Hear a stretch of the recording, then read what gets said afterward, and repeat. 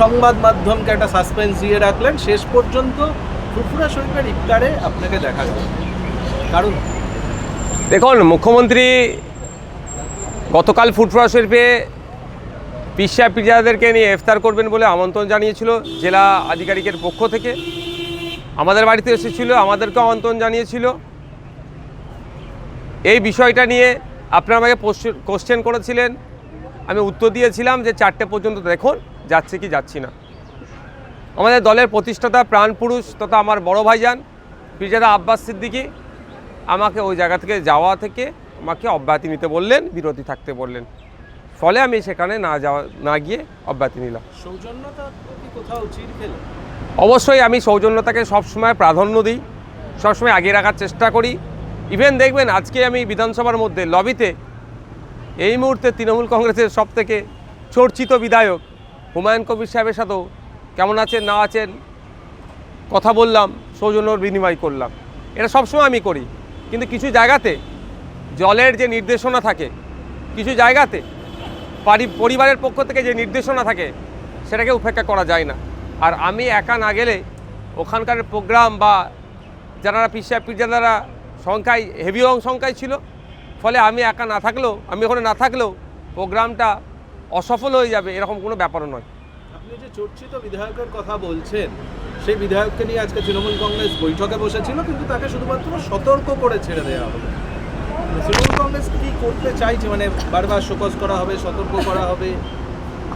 দেখুন, তৃণমূল কংগ্রেস তার পার্টির অভ্যন্তরীণ ব্যাপারে কি করবে তাতে তো আমি তাকে জ্ঞান দিতে পারি না। তাদের শৃঙ্খলা কমিটি আছে, তারা মনে করে যে শৃঙ্খলার কতটা মধ্যে থাকছে, কতটা বহির্ভূত হচ্ছে, তার ভিত্তিতে করবে। কারণ ইতিপূর্বে আমরা অনেক দেখেছি আরাবুল ইসলাম সাহেব, যিনি অধ্যাপিকাকে জগ ছুঁড়ে মেরেছিলেন, দীর্ঘ কয়েক বছর আগামী সে সাসপেন্ড থাকবে এ কথা বলেছিল, কিন্তু কয়েক মাস পরে তার সাসপেন্ড তুলে নিয়েছিল, তাকে আবার পঞ্চায়েত সমিতির পদে বসিয়ে দিয়েছিল। তো এদের কখন সাসপেন্ড করছে আর কখন প্রত্যাহার করছে এ নিয়ে আমি চর্চা করব না। দেখুন, আমি যতটুকু বুঝতে পারছি এটা বিজেপি তৃণমূলের বাইনারি তৈরি করার চেষ্টা হচ্ছে। বিজেপি এক কথা বলবে, সেটাকে কাউন্টার করার জন্য তৃণমূল আর একটা কথা বলবে। এটা করে যাতে চর্চা হয় পশ্চিমবাংলাতে যে না, বিজেপি আর তৃণমূলই রাজনৈতিক দল আছে, 2026-এ এদের দুজনের কাউকে একটা ভোট দিতে হয়, বা এদের দুজন ছাড়া আর কেউ নাই, বাকি যেগুলো আছে সেগুলোকে এড়িয়ে যায়, যাতে মানুষ সে কৌশলে এই বাইনারি তৈরির চেষ্টা হচ্ছে। সেই কারণেই কি নওশাদ সিদ্দিকী আজকে মেনশনের আগে সাম্প্রদায়িক সম্প্রীতি নিয়ে কিছু কথা বললেন? দেখুন, আজকে মেনশনের আগে একজন মোশন ছিল, সেটাকে কেন্দ্র করে অনেক হইহুল্লোড় হয়েছে, অনেক শাসক দলের পক্ষ থেকে অনেক কথা বলেছে। আমিও কিছু কথা বললাম যে পশ্চিমবাংলায় সাম্প্রদায়িক সম্প্রীতিকে যারা বিঘ্ন করার চেষ্টা করছে তাদের বিরুদ্ধে কঠোর হস্তে দমন করতে হবে তাদেরকে। অনেক সময় অনেক ধরনের ইনসিডেন্ট আমরা দেখতে পাচ্ছি, অনেক ভায়োলেন্সের খবর আসছে, দুটো জনগোষ্ঠীর সাথে হচ্ছে এ ধরনের খবর আসছে, বা অনেক ফেক খবর আসছে। সত্যতা যাচাইয়ের জন্য, কে বা কারা দোষ সেগুলো যাচাইয়ের জন্য ফ্যাক্ট ফাইন্ডিং যে টিম যায়, সে টিমের মধ্যে বিরোধী দলের বিধায়কদের রাখারও আমি অনুরোধ করেছি। তাহলে দুধকে দুধ পানিকে পানি হয়ে যাবে, অ্যাকচুয়াল হচ্ছেটা কি বা হয়েছেটা কি। কারণ এই হাউসের মধ্যে এক অভিযোগ নিয়ে এসেছিল যে নাকি বেলডাঙ্গা যে ইনসিডেন্ট ঘটেছিল, সেই ইনসিডেন্টে 80-র অধিক নাকি মন্দির ভাঙা হয়েছে। আমি সেই প্রসঙ্গ আজকে উত্থাপন করেছি। যদি 80-র অধিক মন্দির ভেঙে থাকে তাহলে কতজনের বিরুদ্ধে ব্যবস্থা গ্রহণ হয়েছে। কারণ কেউ মন্দিরে আক্রমণ করবে, কেউ মসজিদে আক্রমণ করবে, এটা কোনোভাবেই মেনে নেওয়া যায় না। কিন্তু দুর্ভাগ্যের বিষয়, যখন কথা বলেছিল যে 80-র অধিক মন্দির ভাঙচুর হয়েছে, তখন শাসক দলের পক্ষ থেকে এটার কেউ প্রোটেস্ট করেনি। আমি আরটিআই করেছিলাম, কিন্তু আরটিআই আমাকে যথাযথ উত্তর দেয়নি, আমার সন্তোষজনক আমাকে উত্তরও দেয়নি। আমার স্পেসিফিক কোশ্চেন ছিল যে কটা ধর্মস্থান আক্রান্ত হয়েছে এবং কী ব্যবস্থা গ্রহণ করা হয়েছে, ফ্যাক্ট ফাইন্ডিং টিমের রিপোর্ট কি, তাও দেয়নি। তাই আজকে এখানে বললাম, যদি এই ধরনের কথা বলে কেউ বাজার গরম করে বাইরে বেরিয়ে, এটাকে আটকাতে গেলে চুলচেরা বিশ্লেষণ করা দরকার।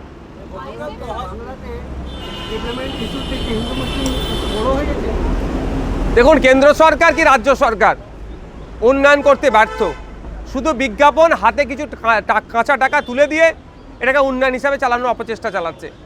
এটা থেকে যখন সাধারণ মানুষ এটাকে না কোশ্চেন করতে পারে, ওই জন্য হিন্দু মুসলমান ধর্ম রাজনীতি সামনে নিয়ে চলে আসছে। কেন্দ্র সরকার দেখুন না, বছরে 2 কোটি চাকরি দেওয়ার কথা বলেছিল, ডলার আর টাকা সমান এক হয়ে যাবে বলেছিল, জিডিপি বেড়ে যাবে বলেছিল, যে কটা প্রতিশ্রুতি দিয়েছে সবটাই ব্যর্থ হয়েছে। ফলে এখন কি করছে, সাবজেক্ট ছেড়ে অবজেক্টে যাচ্ছে। কোথাও আওরঙ্গজেব রহমতুল্লাহের মাজারের আক্রমণ করবে, সেই কিভাবে করা যায় তার অপচেষ্টা চালাচ্ছে। মসজিদের নিচে কোথায় মন্দির খুঁজতে অপচেষ্টা চালাচ্ছে।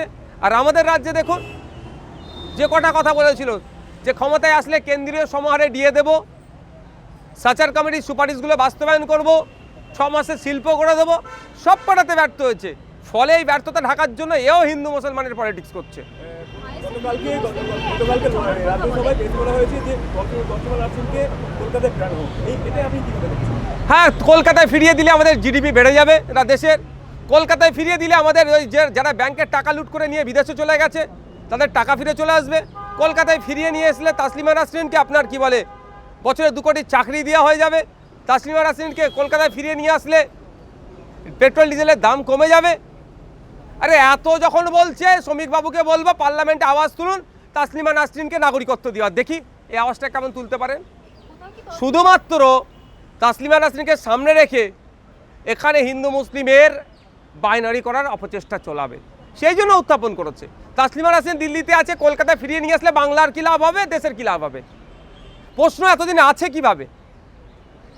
তিনিও খুশি হয়েছেন, তিনিও চাইছেন যে কলকাতায় মাঝে মাঝে আসুন। তিনি তো খুশি হবেন, তাকে যিনি শেল্টার দিয়ে রেখেছেন সেন্ট্রাল গভর্নমেন্ট, তার হয়ে ক্যাম্পেইন না করে দিলে আর কতদিন আগলে রাখবে? গতকাল বললেন যে দীঘায় যেমনভাবে মন্দিরের জন্য রাজ্য সরকার টাকা খরচ করছে, ঠিক তেমনভাবেই দীঘাতে মসজিদ, আপনারাও কি চাইছেন?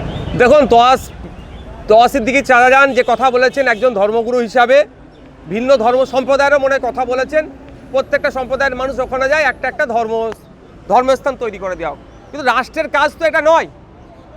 এই রাষ্ট্র বা রাজ্যের কাজ হচ্ছে মানুষের যে মৌলিক অধিকারগুলো আছে সেগুলো বাস্তবায়ন করা।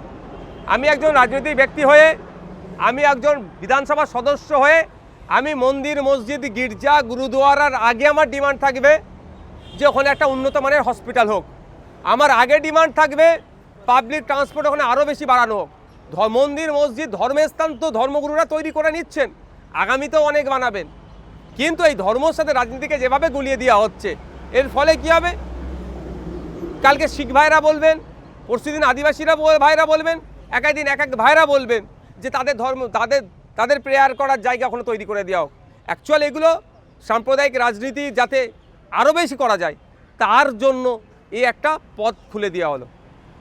কি বলছে যে কালকে যারা ছিল তারা অনেকেই ত্রিপুরা সুইপের সঙ্গে ছিল না, অনেকে অন্যান্য লোক। এই যে দেখুন, আমি সেখানে উপস্থিত ছিলাম না, আর আমার সময়ও হয়ে ওঠেনি যে ভিডিওগুলো একটু দেখার। কারণ আজকে আমার স্কুল এডুকেশন এবং হায়ার এডুকেশনের ওপরে বলার ছিল, বাজেটের ওপরে আলোচনাতে আমার অংশগ্রহণ করেছিলাম। ফলে আমাকে আমার বাজেট বক্তব্য রেডি করার জন্য আমাকে অল্প বিস্তার হলে পড়াশোনা করে এসে বলি, ওই গরুর রচনা গোল গোল করে সবটাই গুলিয়ে দিয়ে এরকম করার চেষ্টা করি না। আমি সেই জন্য সময় পেয়ে ওঠিনি যে কারা ছিল বা কারা ছিল না সেগুলো আমরা দেখবো এবং সেটাকে ক্লিয়ারিফিকেশান দেবো। নিশ্চিতভাবে তোয়া সিদ্দিকী চাচাজান যখন বলেছেন, আপনারা মনে হয় তাকে আরেকবার জিজ্ঞাসা করলে ভালো হয় যে কারা কারা ছিল না বা কারা কারা বাইরে ছিলেন, তাদের নামগুলো একটু বলে দিন। 2023 সালে যে এসএফআই প্রতিষ্ঠান দিবস নিয়ে আপনাদের যে ধর্মতলায় যে সমাবেশ হয়েছিল, সেটা যে দুর্গমার পরিস্থিতি তৈরি হয়েছিল আপনারা সেটা জানেন। তো তারপরে আপনাদের যে পীরজাদাদের মধ্যে কয়েকজন মুখ্যমন্ত্রীর উদ্দেশ্যে শাসানি শুনিয়েছিল, তাদেরই মধ্যে কাসেম সিদ্দিকী একই মঞ্চে মানে ইফতার সারলেন। এই বিষয়টিকে কীভাবে দেখছেন? তাহলে কি আপনাদের মধ্যে আর তৃণমূলের মধ্যে যে দ্বন্দ্ব ছিল বা বিবাদ ছিল সেটা কি মিটে গিয়েছে? আমি একজন শাসক বিরোধী এমএলএ, আমার ওপরে শাসকের যেভাবে অত্যাচার নেমে এসেছিল, আমাকে যখন জেলে আটকে রেখেছিল, ফুরফুরা শিবের পীর সাহেব পীরজাদারা গর্জে উঠেছিল। অবৈধভাবে, অনৈতিকভাবে, অন্যায়ভাবে যে আমাকে গ্রেফতার করে রেখেছিল তার বিরুদ্ধে সোচ্চার হয়েছিল। অন্যায় করেছিলেন শাসক দল, তার বিরুদ্ধে শাসক দলের যিনি প্রধান ছিলেন বা তার দলের বিরুদ্ধে কথা বলেছিলেন। অন্যায় করলে বলতে পারবে না। এখন মুখ্যমন্ত্রী ডেকেছেন, তাদের মতামত নেবে, মুখ্যমন্ত্রী ডাকে সাড়া দিয়ে গিয়েছেন। এটাকে যে পাপ হিসাবে দেখবে, আর আমার মনে হয় তার চিন্তাভাবনা একটু পরিবর্তন হওয়া দরকার। আরো বলছেন যে ফুরফুরা যতটা উন্নয়ন হওয়া দরকার ততটা উন্নয়ন হয়নি, আমি চাইবো শুধুমাত্র ফুরফুরা নয় সমগ্র বাংলার উন্নয়ন। সেটা তো আমরা শুরু থেকেই বলে আসছি। আমরা শুরু থেকেই বলে আসছি ফুরফুরা শরীফের সাথে সাথে সারা বাংলা ডেভেলপ চাই। সারা বাংলা ডেভেলপ করতে গেলে কি কি করতে হবে আমরা ফুরফুরা শরীফের পক্ষ থেকে বারবার এই টানে সোচ্চার হচ্ছে। এবং আপনাদের জানিয়ে রাখি, গতকালকে যারা আপনারা আওয়াজ শুনেছেন এই ডিমান্ড করেছে, তার সাথে সাথেও ফুরফুরা শরীফের পীর সাহেব পীরজাদারা বাংলার সম্প্রীতি, বাংলার ঐক্য, বাংলায় ফেক ST SC সার্টিফিকেটে প্রকৃত ST SC মানুষরা বঞ্চিত হয়েছে সেই বিষয়, OBC সার্টিফিকেট, উচ্চশিক্ষা, স্বাস্থ্য, কর্মসংস্থান, আবাস যোজনা, এই সমস্ত বিষয়গুলো নিয়েও কিন্তু লিখিত আকারে মুখ্যমন্ত্রীর কাছে দিয়েছেন। এবার মুখ্যমন্ত্রী যেহেতু ফুরফুরা শরীফে উপস্থিত হয়েছেন, সেই জন্য ফোকাসটা ফুরফুরা শরীফকে সামনে রেখে করেছে বক্তব্যে। কিন্তু এটা ভুলে যাবেন না যে ডিমান্ড বাকিগুলো যেগুলো ছিল সমগ্র বাংলার জন্য ডিমান্ড ছিল, নট অনলি মুসলিম আর নট অনলি ফুরফুরা শরীফ। পশ্চিমবাংলার প্রত্যেকটা কমিউনিটি, প্রত্যেকটা এরিয়ার মানুষের জন্য কিছু না কিছু ফুরফুরা শরীফের পক্ষ থেকে গতকালকে ডিমান্ড রাখা হয়েছিল লিখিত আকারে।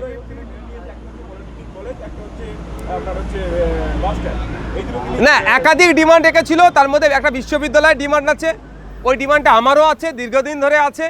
মুখ্যমন্ত্রী বিভিন্ন মনীষীদের নামে বিভিন্ন জায়গাতে ইউনিভার্সিটি করছে তাদের স্মরণে। তো ফুরফুরা শরীফের পীর আবু বকর সিদ্দিক রহমতুল্লাহ আলাইহি শুধুমাত্র একজন ধর্ম সংস্কার ছিলেন না, সমাজ সংস্কার ছিলেন এবং তিনি স্বাধীনতা সংগ্রামী ছিলেন। তার স্মৃতিতে তার জন্মভূমিতে একটা বিশ্ববিদ্যালয়ের ডিমান্ড রেখেছে। বিশ্ববিদ্যালয়ের পরিবর্তে একটা পলিটেকনিক কলেজে তিনি কথা বললেন এবং একটা হসপিটাল, যেটা গ্রামীণ হসপিটাল হিসাবে এতদিন চলছিল, সে হসপিটালটা এখন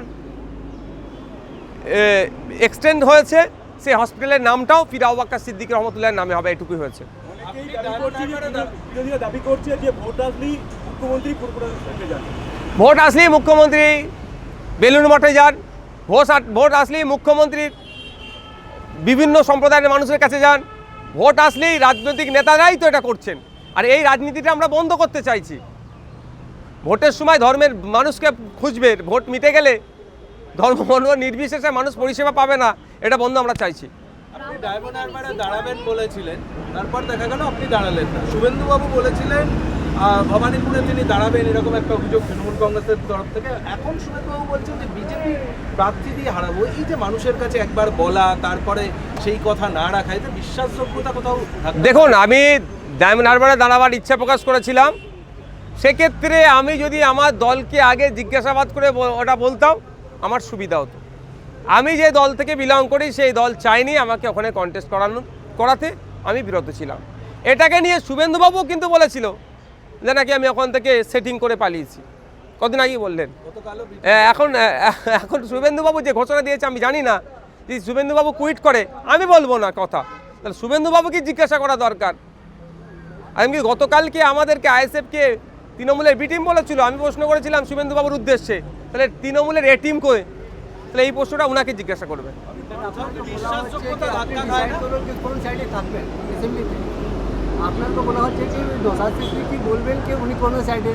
আমি সংযুক্ত মোর্চার সাইডে থাকবো, আমি আইএসএফের সাইডে থাকবো, এটা মাথায় রাখবেন। কারো লেজুর ধরে ঘোরার পক্ষে নয়। হ্যাঁ, আমরা সংযুক্ত মোর্চার হয়ে কন্টেস্ট করেছি, আমি একজন সংযুক্ত মোর্চার বিধায়ক, আজকেও নিজেকে বলতে স্বাচ্ছন্দ্য বেশি বোধ করছি। সুতরাং আমাদের পার্টির গাইডলাইন আছে এবং সংযুক্ত মোর্চা যে লক্ষ্যে তৈরি হয়েছে সেই লক্ষ্য 2026-এর আমার ভ্যালিডিটির শেষ দিন পর্যন্ত আমি এগিয়ে নিয়ে যাব। আমি না লেফট সাইড, মানে এখানকার লেফট বলছি, আমার তৃণমূল আছে আর এখানে রাইটে আছে বিজেপি, কোনো সাইড আমার দরকার নেই। আমার স্টেট সাইড স্পিকার সাইড একদম স্যারকে ফলো করে।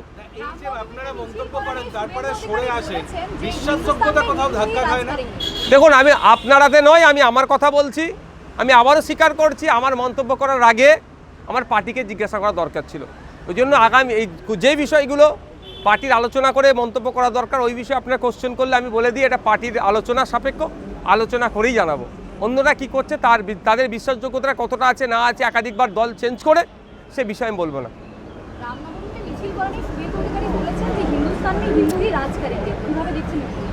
আর কিছু লাইন আছে শুভেন্দু বাবুর, এই লাইনটা ছাড়া আর ওনার কোনো লাইন নাই। দেখুন না, বিধানসভার মধ্যে আজকে শিক্ষা নিয়ে আলোচনা হলো বাজেটের ওপরে, গতকালে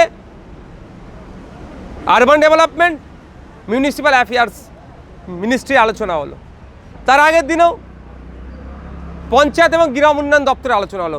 তিনটেই গুরুত্বপূর্ণ বিষয়। আগামীকাল হেলথ অ্যান্ড ফ্যামিলি ওয়েলফেয়ার। তাহলে এই ধরনের গুরুত্বপূর্ণ বিষয়গুলোতে অংশগ্রহণ না করে বাইরে বলছেন ওনারা। এটা ইস্যু নেই, ওদের এখানে ইস্যু করতে পারছে না, ভিতরে তো ইস্যু করার জায়গা। দুর্ভাগ্যের বিষয়, এই হিন্দু হিন্দু হিন্দু আর মুসলমানের বিরুদ্ধে দুটো কথা বলা ছাড়া এদের রাজনৈতিক কোনো এজেন্ডা নাই।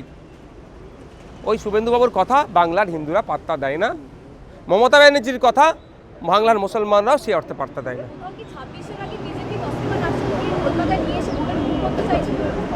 এরা যত রকমভাবে চেষ্টা করছে, তাসলিমা নাসরিন থেকে শুরু করে, হিন্দু থেকে শুরু করে, রামনবমী থেকে শুরু করে, সরস্বতী পুজো থেকে শুরু করে, বাংলায় যে সম্প্রীতির বাংলা, ঐক্যের বাংলাকে এরা তছনছ করতে, কিন্তু এদের প্ল্যানকে সাকসেস হতে দেবে না।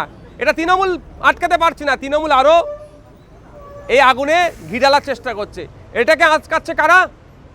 এটাকে আঁচকাচ্ছে অভিজিৎরা, এটাকে আঁচকাচ্ছে নাসিমরা। কোন অভিজিৎ? যেদিনকে দোল ছিল আমাদের বাংলাতে, অভিজিৎ বাবুর কাছে খবর এসেছে যে হসপিটালে একটা 65 বছরের বয়স্ক লোক যার নাম হাতেম, তার রক্তের প্রয়োজন, এবি পজিটিভ রক্তের দরকার। অভিজিৎ বাবু তিনি তৎক্ষণিক তার দোল খেলাকে বন্ধ করে অল্প মুখে তিনি যা রং মেখা অবস্থায় হসপিটালে ছুটে গিয়েছিলেন কালনাতে, গিয়ে হাতেমকে রক্ত দিয়েছে। এই অভিজিৎ বাবু এই বার্তা দিচ্ছে বাংলায় সম্প্রীতি ছাড়া অন্য কোনো কথা হবে না। যারা সাম্প্রদায়িক চিন্তা ভাবনা করে তাদের গালে প্রতিবাদের চড় মেরেছে। নাসিম বার্তা দিয়েছে রোজা অবস্থায় এক হিন্দু মহিলার রক্তের প্রয়োজন হয়েছিল আপনার কল্যাণীতে, তার কিডনির প্রবলেম আছে, তো নাসিম রোজা অবস্থায় গিয়ে বেডে শুয়ে রক্ত দিয়েছে আমার হিন্দু বোনটাকে, হিন্দু মাটাকে, তাকে বাঁচতে সহযোগিতা করেছে, বাঁচার মাধ্যম হয়ে উঠেছে। তো নাসিম বার্তা দিচ্ছে যারা সাম্প্রদায়িক কথা করবে, যারা সাম্প্রদায়িকভাবে মানুষকে বিচ্ছিন্ন করার চেষ্টা করছে, তাদের গালে যারা সাম্প্রদায়িকতা করছে তাদের গালে কি করছে? এর বার্তার চড় দিচ্ছে। সুতরাং এই বাংলাকে যতই বিজেপি তৃণমূল চেষ্টা করুক না কেন, হিন্দু মুসলমানের মধ্যে বাইনারি করতে চাইবে, অভিজিৎ আর নাসিমরা বারবার তাদের সর্বোচ্চ চেষ্টা দিয়ে বাংলার সম্প্রীতিকে তারা আগলে রাখবে। আমি স্যালুট জানাই অভিজিৎ বাবুকে, আমি স্যালুট জানাই নাসিম বাবুকে।